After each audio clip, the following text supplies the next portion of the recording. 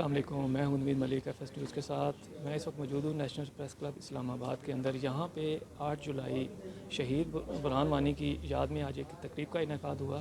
हमारे साथ मौजूद हैं ये ह्यूमन राइट्स की जनरल सेक्रेटरी हैं, सेंजो से ताल्लुक़ है इनका।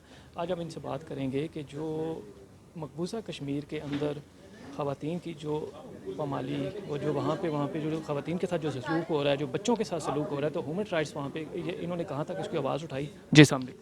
वालेकुम अस्सलाम। जी, मेरा नाम ज़ेब रहमान है। मैं human rights council of Pakistan की जनरल सेक्रेटरी हूँ और हम लोग बेस्ड इन कराची लेकिन ओवरऑल पूरे पाकिस्तान में काम कर रहे हैं। इस वक्त इस्लामाबाद में ही हमारा चौथा इवेंट है और आज हमने शहीद बुरहान मुज़फ़्फ़र वानी की शहादत को याद रखते हुए कश्मीर के लिए आवाज़ बुलंद की है, जिसमें हमारे शुरका ने यहाँ आकर कश्मीर के लिए आवाज़ उठाई है।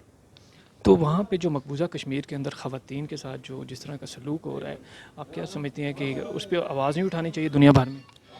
दुनिया भर के प्लेटफॉर्म्स पर आवाज़ उठाई जानी चाहिए। मकबूजा कश्मीर महज कश्मीर का मसला नहीं है, इंसानियत का मसला बन चुका है। It's not about the territory any more, it's about humanity. क्योंकि जिस तरह से वहाँ पर ब्रुचैलिटी के साथ ह्यूमन राइट्स को वायलेट किया जा रहा है, 7 साल से लेकर 60 साल तक की एक औरत की, एक बच्ची की इस्मत दरी की जाती है। वहाँ पैदा होने वाला कोई भी नौजवान अपनी ज़िंदगी के कम से कम दिन गुजारता है अगर वो मुजाहिद बन जाता है। वहाँ निहत्ते लोग हैं, वहाँ उन लोगों के पास कोई हथियार नहीं है लड़ने के लिए। वो पत्थरों के ज़रिए अपने आप को सेव करते हैं, अपने आप को डिफेंड करने के लिए वो पथराव कर रहे होते हैं। So it's a big thing. दुनिया के हर प्लेटफॉर्म पर इंसानियत के लिए आवाज़ उठानी चाहिए और जहाँ इंसानियत की आवाज़ उठाते हैं तो कश्मीर खुद ब खुद सबसे ऊपर आ जाता है।